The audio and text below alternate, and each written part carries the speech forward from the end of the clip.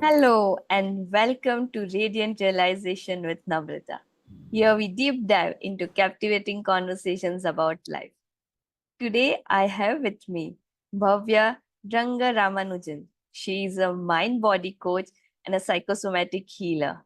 She specializes in helping individuals address their emotional and mental aspect of body pain and ailments. Welcome, Bhavya. I am pleased to have you today.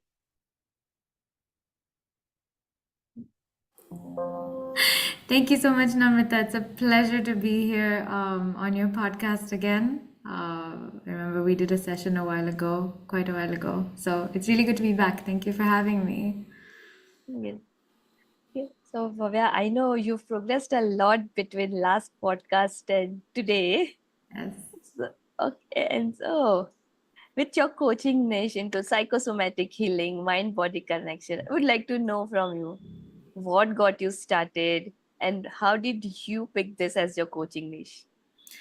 Well, wow, that's a great question. I actually started off, I always knew I loved coaching, right? That journey started for me when during COVID, actually. So I had always been into fitness, right? I had always been like, okay, and I'd actually started off pretty heavy in my late teens. So I went through this weight loss journey, difficult relationship with my body image, all of that. So I was always into fitness. And during COVID, I got the chance to, we were a group of friends, right? Trying to stay motivated through that lockdown and everything. And we would work out together every evening. And so we started to lead sessions, right? I taught what I knew about my practice of yoga through the years. And that's kind of where it started that, oh, wow, okay. So I love being able to impart that knowledge to guide them with whatever it is I know, right? Maybe I'm not a certified yoga teacher or anything, but in that moment I got a little taste for coaching, so it started there. And over the years, I've rotated through multiple niches. I think the last time we spoke, I was coaching in relationships. Not that I don't anymore, I still do. But I think this whole realm of the mind body connection, how the two work together, and they impact every area of our life. That's really where I feel like my calling is at this time. Who knows what the future holds, right? So for now, this is where I'm at. Yeah. Psychosomatic healing, what does this term mean? Okay, so it's a little bit more of a complicated word for mind body, right? Psycho, that half of the word has everything to do with the mind, and the soma is the body, right? So somatic has everything to do with the body. So when we say psychosomatic connection, psychosomatic healing, psychosomatic whatever, it's just a word that relates back to something that has to do with the mind body connection. That's all. And how is this different from traditional medicine? All the medicines that we know of.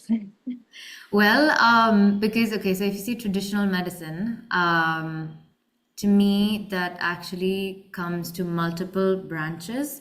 Obviously, we have our allopathic Western medicine, right, that everybody knows and I think trusts quite a bit.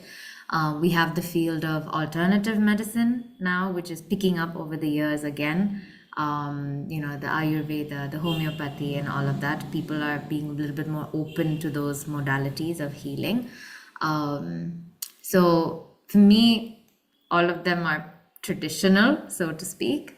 Uh, and I think this whole realm of using I'm a certified hypnotherapist. That's one of my modalities that I use in my coaching, my healing. Using hypnotherapy to address the physical aspects of life, whether that's health, relationships, career, finances, whatever it might be. It's not new. It's been around for quite a while, quite a long time, but I feel like it's getting more visibility in the recent times, and a little bit more acceptance also from people that, okay, this is a way that I can also heal and address what is happening in my life, in my body, in my health, etc. Okay. So, Bhavya, what is the relation between emotional stress and physical ailments? Okay, so if we were to come from the angle of, and this is how I like to look at it, right? Rather than saying that we are humans seeking a spiritual experience, I like to come at it from the angle of we are spiritual beings in a way, uh, on a human experience, right? And so when we look at it that way, there are basically four realms in which our reality exists. One is physical. This is what we know, what is around us, right? The body, the clothing, the whatever material everywhere. There is the mental aspect, right? So our thoughts, beliefs, all of those, where what we hold in that body, that reality. Then there's the emotional reality, the emotional body, where our feelings come into play. And then there is a spiritual reality, right? So we exist on four realms. We manifest, we create our reality, or rather, if we say we co-create with universe, God, higher, power, however we want to refer to that. We create from those three, from spiritual, emotional, mental, into our physical realm.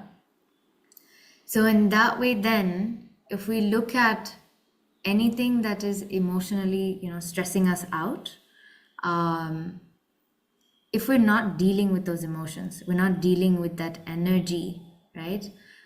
That's going to show up in our body as some kind of physical stress, physical ailment, disease, discomfort, pain, whatever you want to call it.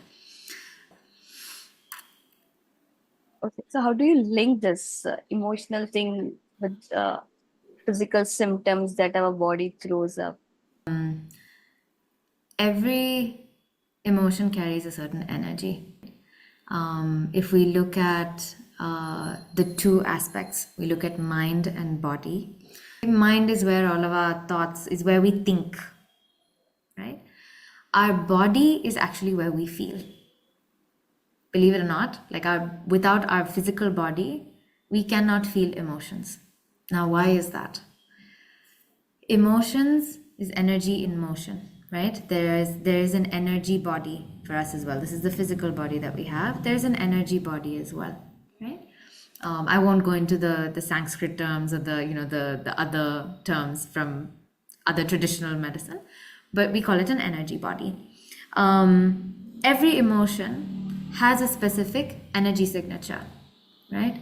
I think according to, and this is proven by modern research, there are only two emotions that show up with the same energy signature on the body, and that is excitement and nervousness, right? So there it is purely our mind, how we want to label that energy signature. You're feeling the exact same thing. You can say, hey, I'm nervous, or you can say, hey, I'm excited, right? And that is where this whole framing thing comes into mind. Our thoughts are interpreting what's happening on the body. So now, coming back to this thing of feeling emotions, energy on the body, when we are feeling a certain emotion, we might feel like, okay, when we're trying to say something, let's say we're trying to say something uncomfortable, right? But we hold back. A lot of people tend to feel tightness in the throat. I'm sure you would have felt it as well, right? It's like, oh, I feel a lump in my throat.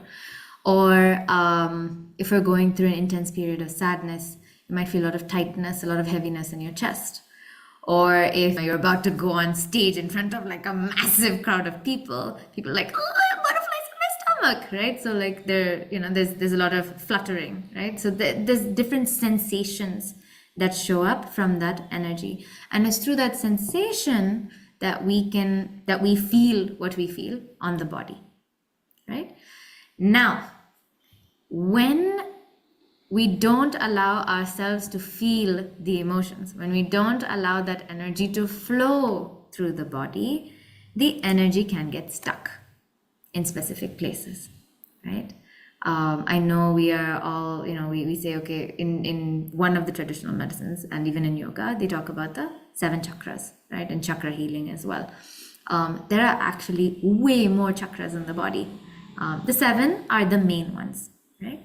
So it's possible for energy to get stuck anywhere. You could have stuck energy in your shoulders, stuck in your neck, stuck in your chest, stuck in your lower back, stuck in your knees, in your toes. It could be stuck anywhere, right? And if energy is stuck, then that is where usually some kind of pain, discomfort, and whatever disease that starts to form in that area of the body. Yeah. And how do we start to recognize that there is a disconnect and there is a need for integration of our body and our mind? And our mind. Well, so where I come at it from is that uh, every every physical symptom, pain, whatever it is, it has an emotional and mental block beneath it, right? Going back to, we are creators of our reality. We're creating from that from our emotional, mental, spiritual space into physical. If something like that is showing up in your physical space, for me, also because I come from that, hypnotherapy, Reiki, Access Bars, like those modalities as well, the energy healing space. All of these, anything that's showing up, it's basically our spirit, our soul talking to us through our body. There's something there that our body wants to tell us about some area of our life.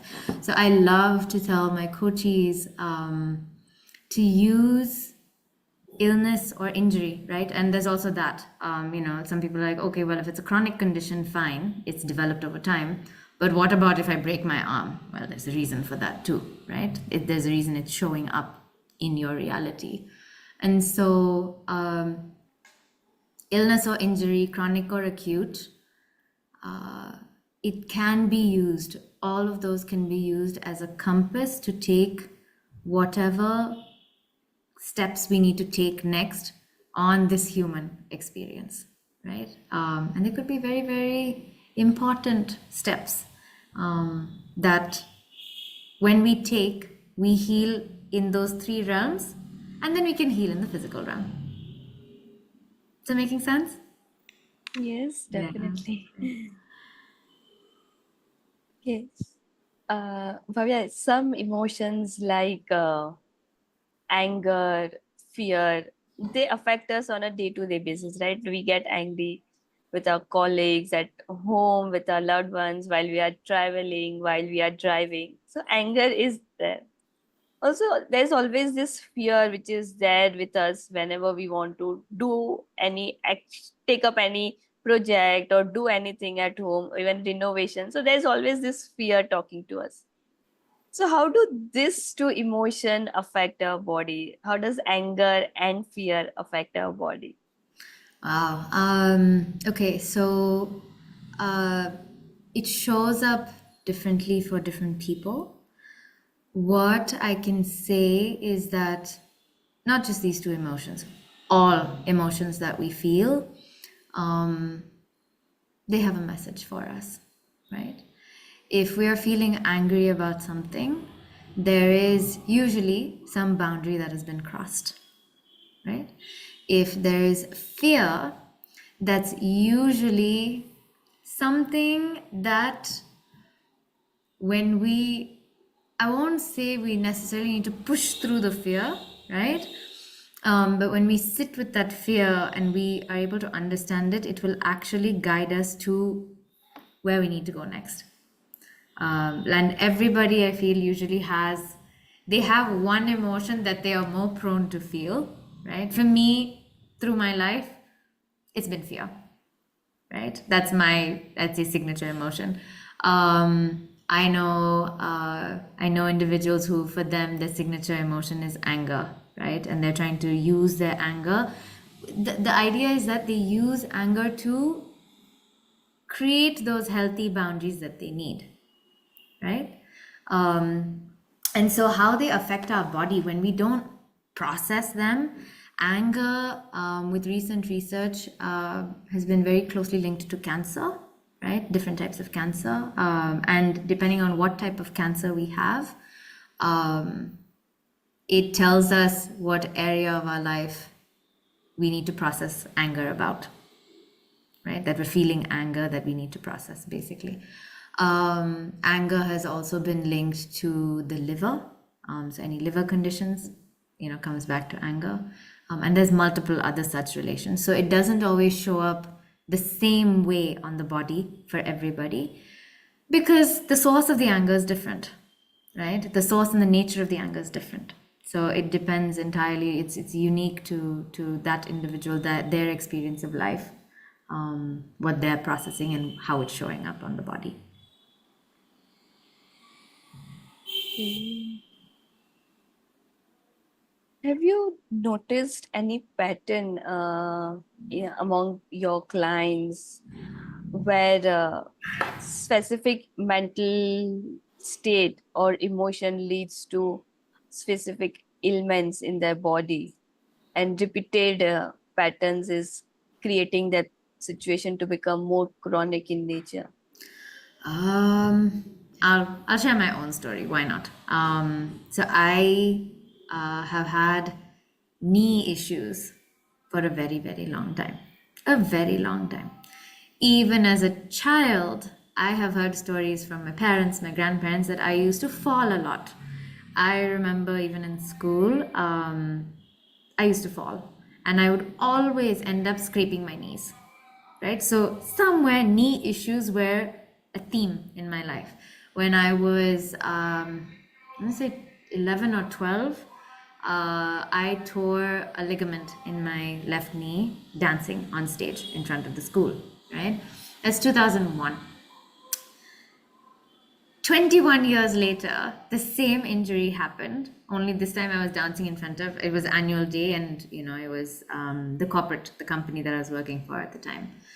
Um, it was so uncanny for me. Obviously, others didn't know, but it was so uncanny for me that it's literally a replay of the same injury, right? That's happening across 21 years. And so part of me was like, okay, it's very weird. It's very strange. Because that injury could have happened in practice, while we were rehearsing. It could have happened during the stage dance show that I had like a couple months earlier. It could have happened because my knee just collapsed. It wasn't like a tripping or anything. It could have happened while I was walking down the street also. But it happened in that same scenario, right? We want to think about the circumstances in which injuries happen. That is also very crucial. And so, knee issues have a lot to do with being flexible in thought, being willing to surrender to our intuition. Yeah. That knee injury, the one that happened in 2022, that I was already going through a lot. I was toying with the idea of entrepreneurship, but I had fear of, will I be able to handle entrepreneurship? What if I let go of my steady paycheck and a stable job? And this goes for everyone who's going through that career transition. But for me, that's how it showed up physically, and so that was a very key prompt, and it's almost like a push from the universe to say, please listen to your intuition, just go, leap, take that leap of faith, right? So that is one trend that I have seen. It's not just with me. Knee issues, typically, if someone's coming in, and this is for anyone listening as well, if you've got knee issues, think about what area of your life you intuitively know that you're supposed to be doing something or being something, but you're just not able to surrender and allow yourself to do it. And then go ahead and allow yourself to do it and see if something shifts for you, is what I usually tell them. So, With this shift in thought process, were you able to heal your knee pain? yes, Yes. I still, well, the physical body being the physical body, at this point in time, I am also on my healing journey, right? We're also, rather than saying, uh, I don't like to call myself a guru or something like that. I'm, also a fellow seeker, a fellow, person on a healing journey, and I'm helping others heal along the process. So, over time, I have now been able to get back to movements that I earlier could not do. I dance a lot more freely now than I used to. Earlier, it always used to be, oh, what if my knee gives out? What if my knee gives out? It used to be there. Now, during strenuous activities, if I'm going hiking or trekking, or I'm doing some very intense dance movement, I do have to wear a knee brace, right? That's just the nature of the body. But in terms of, the mental and emotional freedom that I got from following that path and doing what I do, there's nothing that parallels that, Namrata, really. Because the knee pain was telling you to listen to your intuition and take that leap of faith. Yeah. Okay. And how did you listen to your intuition? So that, I think there's two parts to it, right? One is, I think, understanding for me, okay, I'm going to speak from my experience. One of the things has been understanding the difference between impulse and intuition. Yeah, and the two can look very, very similar when someone's starting out, especially. Okay, I feel like doing something, so I'm just going to do it, right? It's very easy for us to mistake impulse for intuition, and also to doubt intuition as impulse. It works both ways. But some key things that I have helped me differentiate over the years. Impulse will usually come and go, right? Intuition is a very steady, calm inner voice, right? It does not shift. So one of my things is to just, if I feel like, okay, I need to do something, if I have the time to sit with it, right, I will sit with it. Give it 24 hours, give it 48 hours. If you can afford a week, give it a week. And if it's not a steady inner voice, it's possibly just some impulse that's come up for you. That's one. So that's understanding the difference between impulse and intuition. The other aspect of it, for me, especially because we have the one thing that holds us back from taking action usually in those spaces is fear, right? And the one thing that can counter fear is faith. So it's about having faith in oneself, faith that, well, if you believe in a higher power, then that there is guidance, there is support. Things will unfold as they need to unfold, when they need to unfold. So I come from that space now. I wasn't always that way. I used to be that logical person who'd be like, but, and I think my knee issues have humbled me quite a bit in a way. So I feel like everyone's body, whatever it's speaking to you, there's a message and a lesson in there for you for that, when whatever is happening, for sure. Okay. Okay. Bhavya, in your entire description of your knee pain and how you walked through it, one thing that I realized that you had high level of self-awareness. Yes. Yeah. So how does being self-aware help us to understand this body-mind connection? Oh, it's very, very crucial, Namrata, and thank you for bringing that up. Self-awareness, I think it also, we want to be aware of thoughts, and we also want to be aware, when I say aware, more cognizant of what is happening on the body as well. And that has taken, for me, it's taken time to develop over the course of, I think when I first got into it, it's about 5 or 6 years ago. When I talk about somatic awareness, I've been working with my body for a really long time. Like I used to do aerobics fitness when I was 16, right? That's like quite a while. So over time, while I used to move my body quite a bit, is run, elliptical, dance, etc. The somatic awareness of, okay, how are certain sensations showing up on my body, that came through meditation for me. I have done anapana vipassana as well. So for me, that's one way that people can increase their somatic awareness. Granted, a 10-day course is not for everybody, right? But there are so many other somatic awareness practices out there. There are so many that even I teach, in my boot camps. So it's like in my sessions as well. So it's like you don't have to use only that avenue. But I think somatic awareness and the awareness of thought, these come for me primarily through meditation in that way. And so when we're aware, it helps us to really stay in tune and be in the present, right?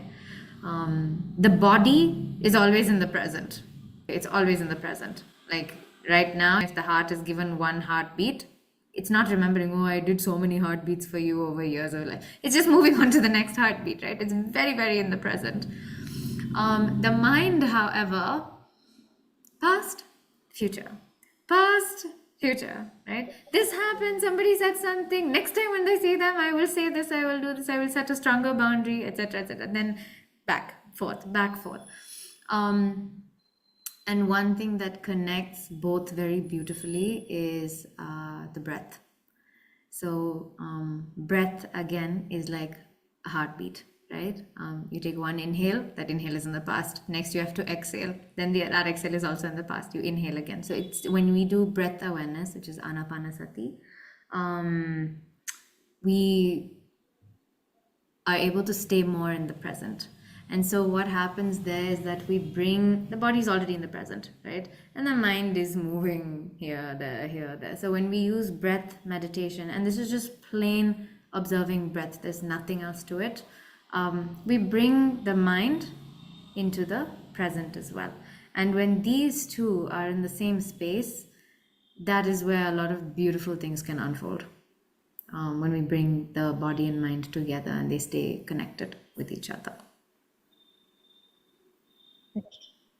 And Bhavya, there's this people usually say, right, that the suppressed emotion, and like you also brought in this, whenever we suppress our emotion, the energy is not flowing freely, and then it leads to ailment in one particular area of our Yeah. body. So, what avenues would you suggest to any individual to express their emotion? There's multiple ways, so many actually, and I will share the ones that I've tried. Okay. One, for me, the first thing is to sit with it, right? Whatever it is, it's to bring awareness to that energy, to that movement, to what thoughts are going through my mind and what I'm feeling on the body. That's my mechanism. I use that, right? For others who are maybe just starting out on their journey, they're not so somatically aware just yet. They can use journaling. They can, I think one avenue that works beautifully for many, and I recommend this to everybody that I coach, is to have a creative avenue, right? Why? One, when I say creative avenue, it can be, dancing, singing, writing, playing an instrument, pottery, artwork. It can be anything, right? But you're creating. It can be cooking, but you're creating something. What happens when we are creating? Creation comes from energy flow. It cannot come from a stuck place, right? So when you notice some of the most beautiful songs that are written, they come from a place of so much happiness or deep seated pain, right? And this is all us. So that creative outlet, whatever it is, it helps us to take whatever energy we're feeling that's stuck and to start to channel it, to allow it in a way or out of the body to express. For a lot of people, like, I love dance therapy. So if I'm feeling very overwhelmed about something, I may or may not put on music, but I'll definitely move, right? It helps me a lot. So I'm either sitting very still and looking through what's happening, bringing awareness, or if that's not working, then I'll come to movement. So I'll either do yoga, I'll do animal flow workouts, I will dance, I will do something, I'll move my body, right? But whichever it is, whether we use to do awareness or we use our body movement, we can use that to move the energy through our body. And in the process, if there's any kind of release meaning sometimes muscles can spasm. I remember when I called my manager and I said, okay, I think I want to resign, right? Right after I hung up from that call, my knee spasmed for a good 30 seconds. It was just going and something was releasing there. So it can look like that. The most obvious form of release is crying, right? It's tears. It's not a sign of weakness or anything like that. It's just the body's way of releasing that emotion, right? For other people, they might scream, they might yell, so that's vocal expression. They might sing, again, vocal expression. So it can come out in multiple ways. You can use anything that works for you. There is no, you have to do it this way, you have to do it this way, you have to do it in a controlled manner. The one thing I will say to keep in mind is, please keep it safe. Please keep it safe for yourself and safe for those around you. Physically safe, definitely, but also emotionally and mentally safe when you're doing that. And that's one of the reasons why everyone needs to definitely have can be your friend, it can be your pet, or it can be a professional, but please get a therapist, right? Somebody that you can speak to, you can express to, if you choose to use that way to release, to express whatever it is. So, Bhavya, to sit with that particular emotion or to express, there is a requirement to dedicate time to ourselves. Yeah. So, in our day-to-day life, when there is so many demands of at work, at home, what would you recommend to people? What can they do to balance their body, mind, so they're able to manage these demands of life? Um, so I have a sticker up in front of me because I used to be there. That person would be like, "Oh, I have work, I have this, I don't have time to, do my yoga practice, or I don't have time to meditate." Write this and stick it in front of you. Okay? It starts with you. It starts with you. If you've not, there's a reason why, even on the flights, they say, put on your oxygen mask first before helping others, right? It's so difficult to do, and I understand that. I fully empathize with it. I've been there. Sometimes I still go back there, right? But without taking care of ourselves, we really can't take care of others. We can't address all the other demands at our best self. So if we want to give our best to the world, we do need to feed some of it back into us, right? So maybe you have a busy day. You've got a crazy day, something's going on with your kids, and then, something is going on with your spouse or your partner, or your parents or work. There's just a whole, bunch of things going on. And you're not able to keep your daily routine. One day, okay. Don't let it become 2 days, right? The next day, do something, little bit, right? Maybe I can't meditate. I try to meditate for an hour in the mornings. If you can't do that, fine. Throughout the day, whenever I can, I'm going to be aware of my breath, right? That's also, it's fine. It's okay. And that, I think, it's part of the human experience, to be able to flow with life, right? It's good to have structure. It's good to have a morning, routine, an evening routine. At the same time, the demands of life are what make it fun. It's what make the human experience fun, right? A roller coaster doesn't look like this. A roller coaster is fun because it goes like this and then it comes down, right? So it's about using that routine to go with that flow of life. If you want practical tips, for me, it's about keeping the routine simple. Very, very simple, right? For me, my minimum meditation, 5 minutes, right? 5 minutes. Somewhere in the day, I have to sit for 5 minutes.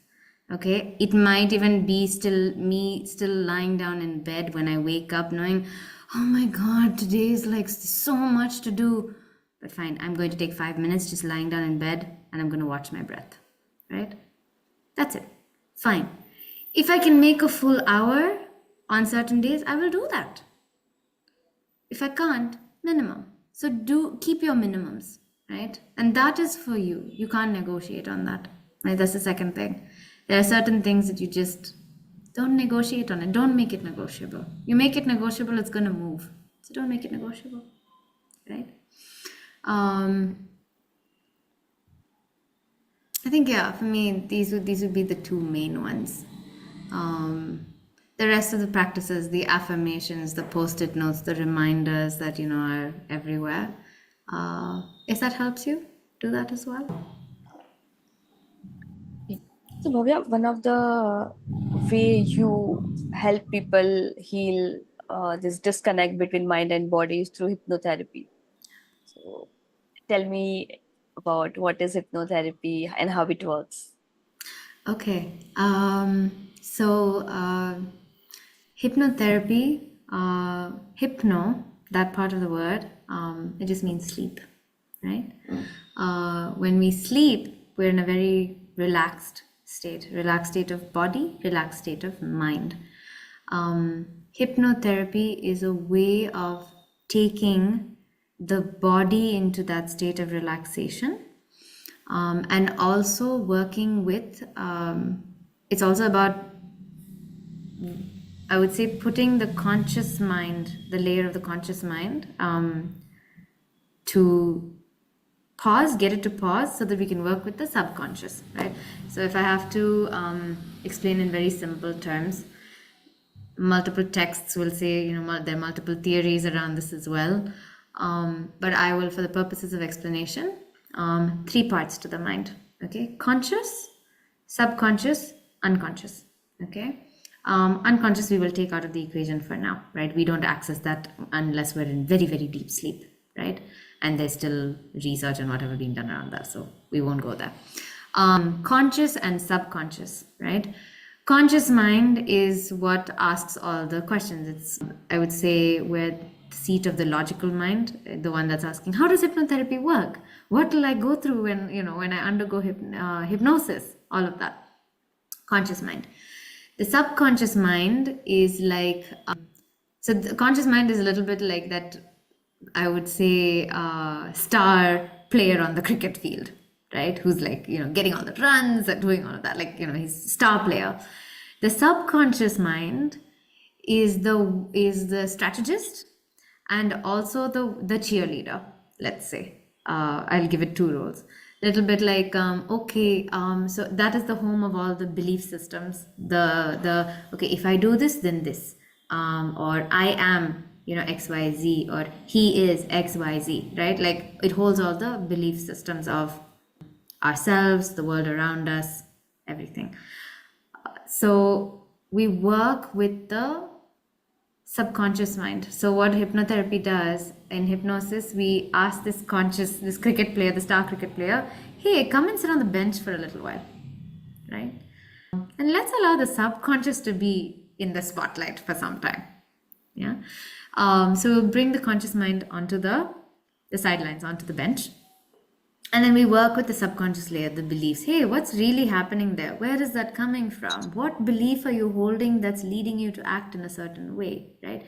And we can deal with so many aspects in that way, because everything that happens in life, that we do in life, our actions, whether that is, how we deal with money, how we deal with people, whether if we're addicted to anything, we're not just smoking or food, or, it can be addicted to social media, addicted to whatever, right?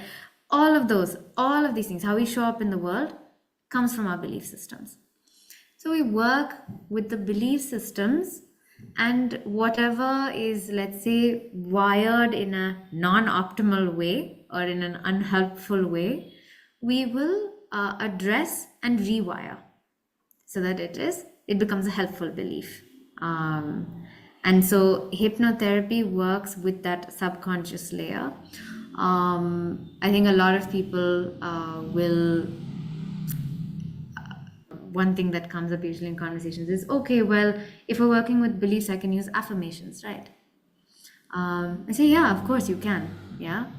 Affirmations have to go through the conscious mind to get to the subconscious mind. Yeah. So that is one reason why affirmations for me, they're hit or miss.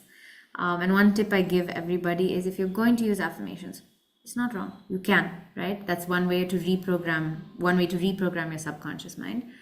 But because it's going through your conscious mind, it needs to make sense to your conscious mind, right? It needs to be something that your conscious mind believes can happen or is true. So if somebody's, let's say, we do hypnotherapy even for weight loss, right? For instance, if someone is a little overweight, right? Standing in front of the mirror and saying, I am a thin girl, I am a healthy girl, I am whatever. If the conscious mind is like, no, you're not thin, right? Then the affirmation doesn't work. It doesn't work, right? But I am becoming a healthier version of myself every day. If your conscious mind believes that, then great, that affirmation is going to work. That belief systems, it's going to allow the belief to go into your subconscious mind to be reprogrammed. So in that way, for people who have used affirmations for a while and they find that, okay, it's not really working, they realize that it's still at the surface level.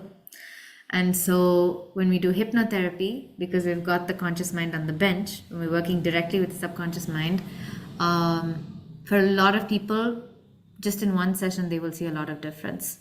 And usually the curve is like this, right? Or I will draw it this way on the camera. It will be a very, very steep incline. They'll see a lot of difference just in the first session, and then little more difference, little more difference, little more difference. And then thereafter, it becomes like sort of a steady increase, so to speak. Yeah, that I think will be the main benefit of hypnotherapy. And how does it work? Is it in form of a guided meditation? When we do a session, there will be guidance. So let's say if I'm doing a session for somebody, I will facilitate, right? I will facilitate, give them instructions. And usually people are reliving some past experience, some prior experience. So one thing that we do in hypnotherapy is regression, right? There's different levels of regression, let's say.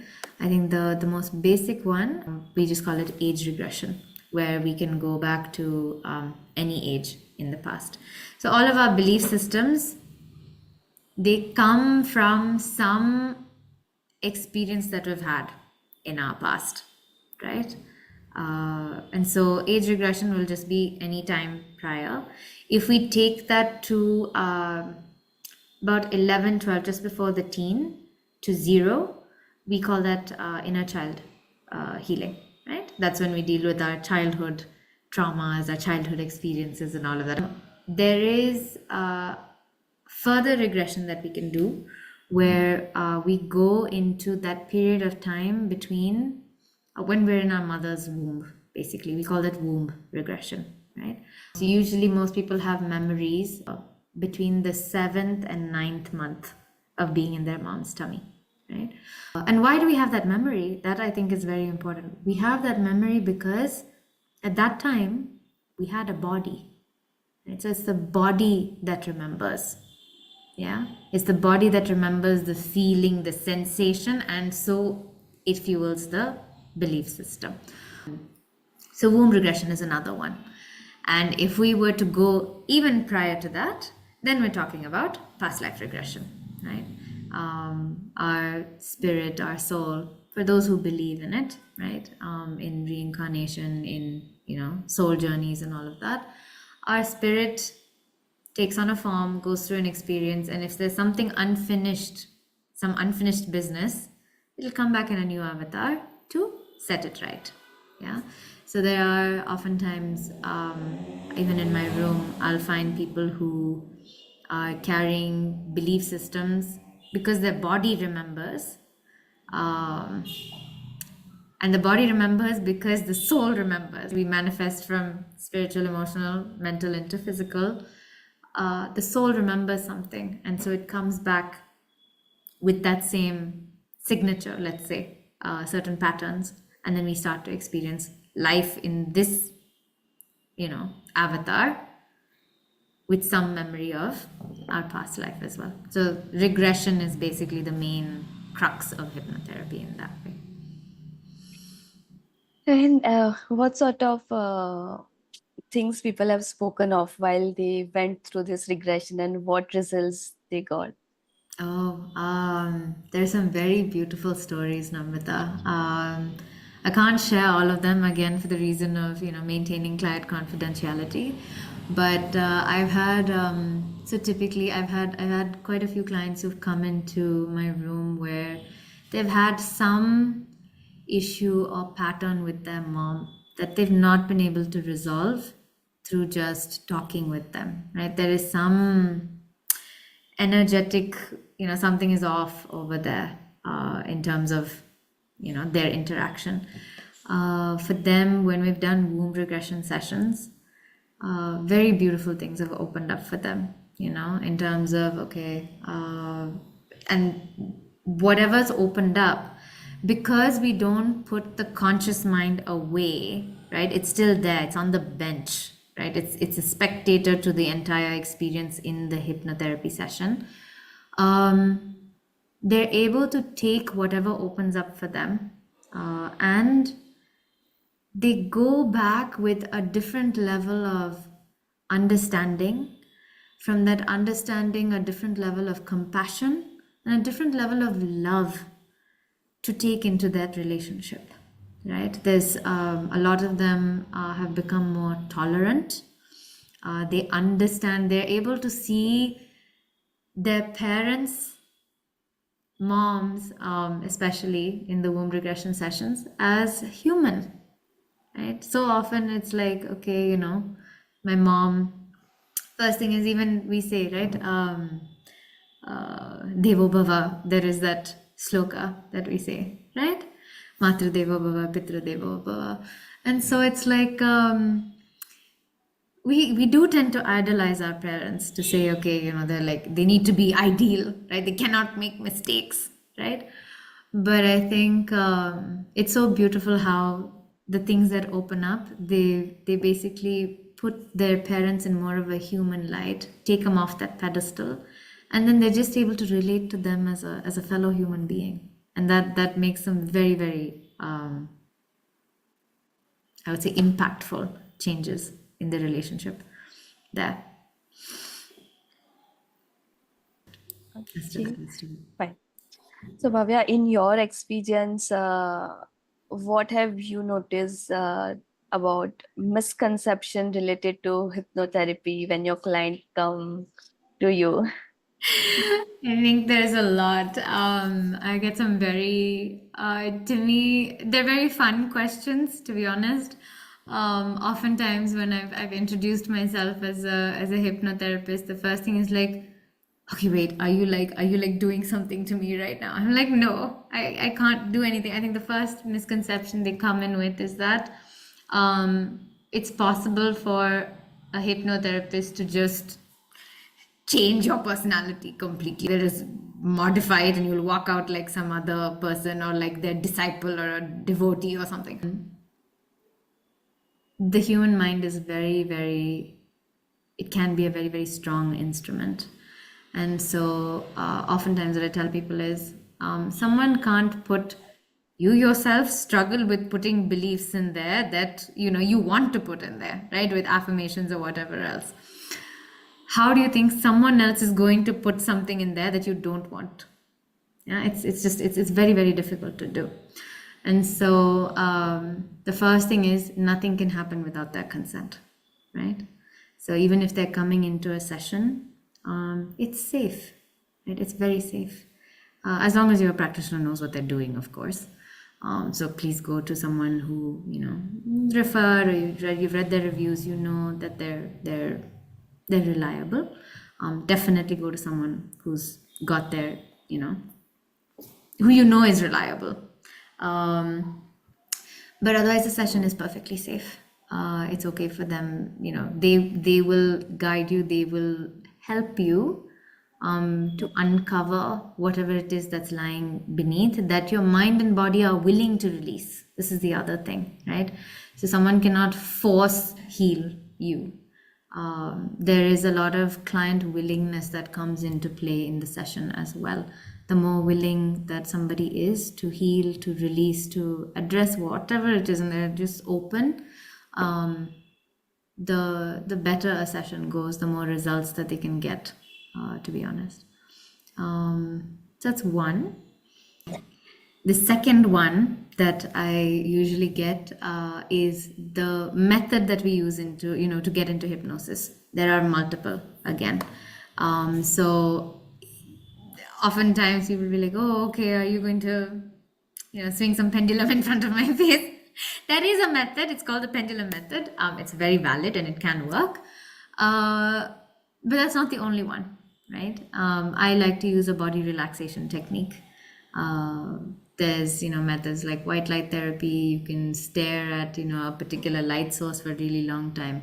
And to be honest, for most people, they feel like, oh, I've never been in hypnosis, but there's a good chance that they have been, especially when you find you're in an intense period of focus, especially artists, right? If they're creating something and they're just so in flow and they're just doing, whatever it is they're doing. It could be playing a guitar, playing an instrument, singing.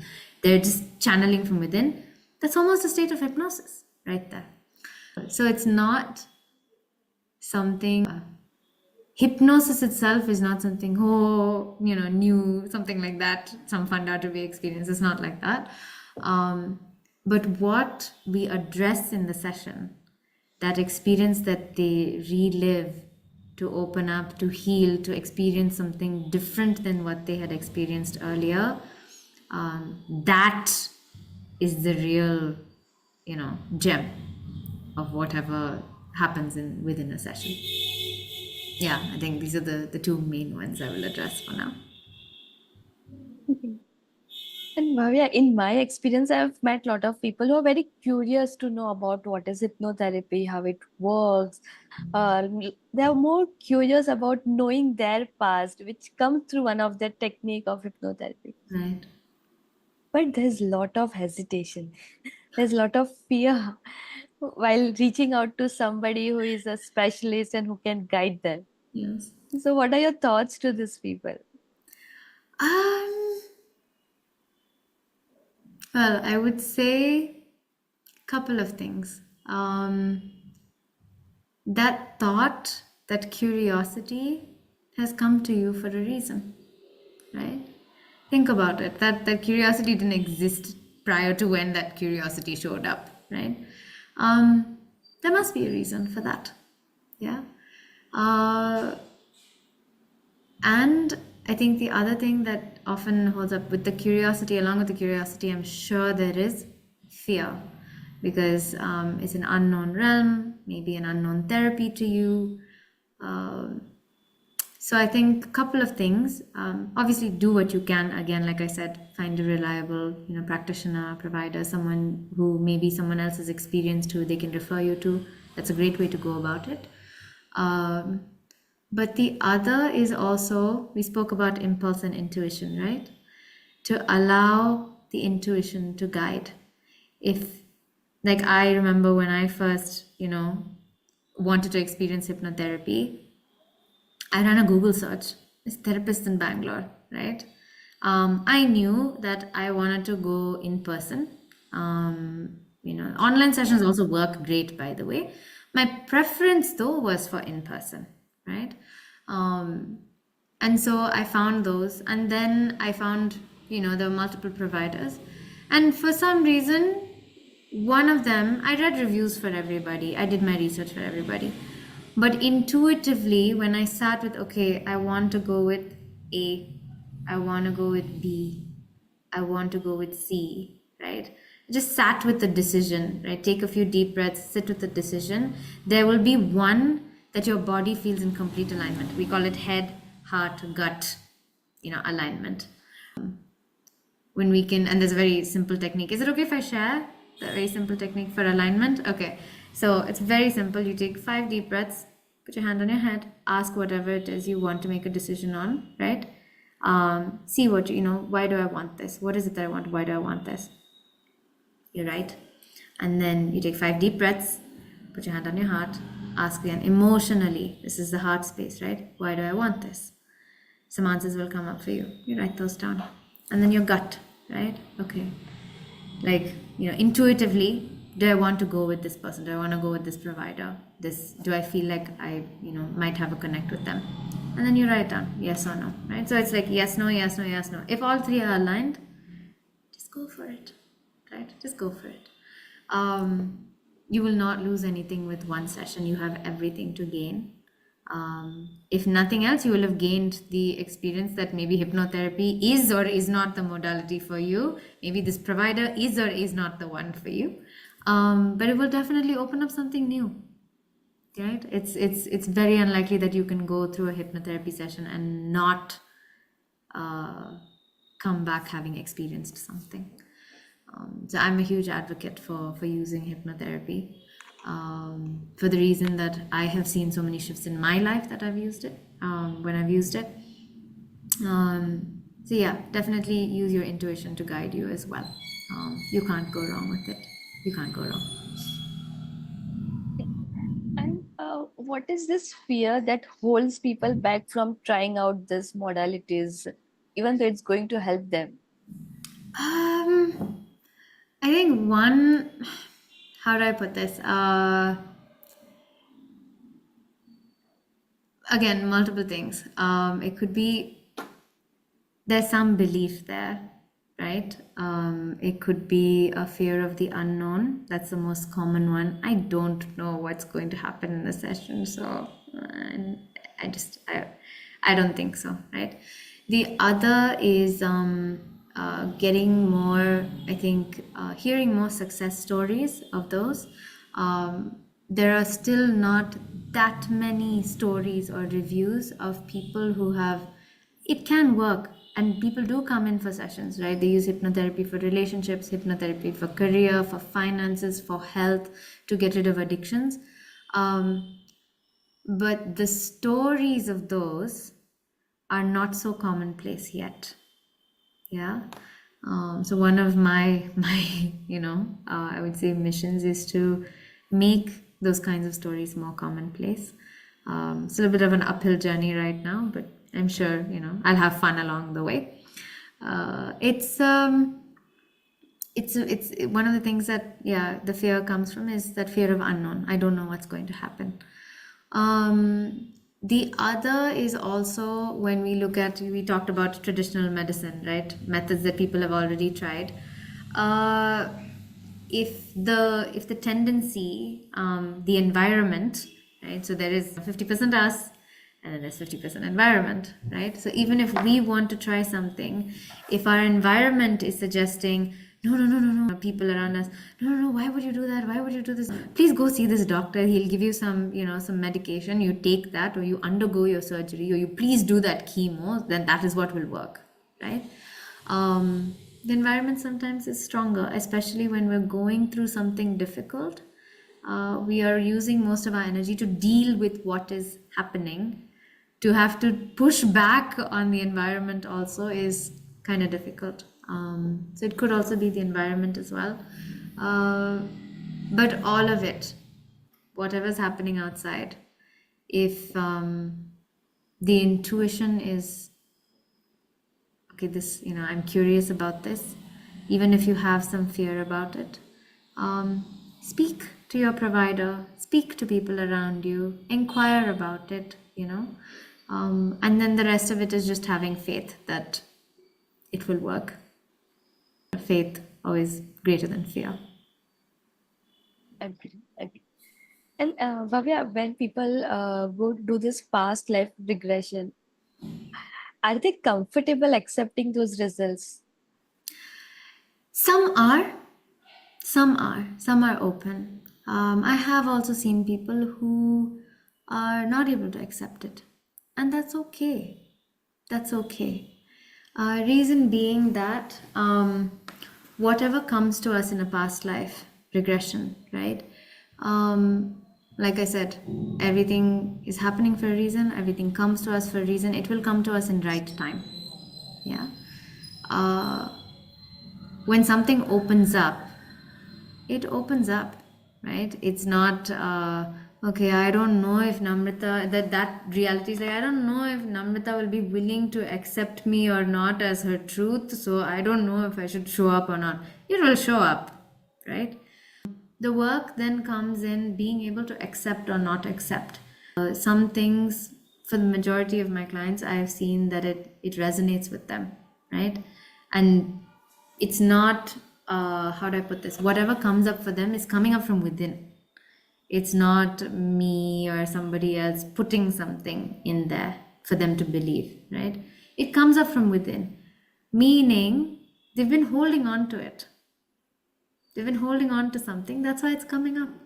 Now, to be able to accept that as, okay, I've been holding this within myself, that can take some time, and that's okay. Sometimes we allow, we leave like a week, maybe 2 weeks between sessions. Sometimes we need to do back to back sessions.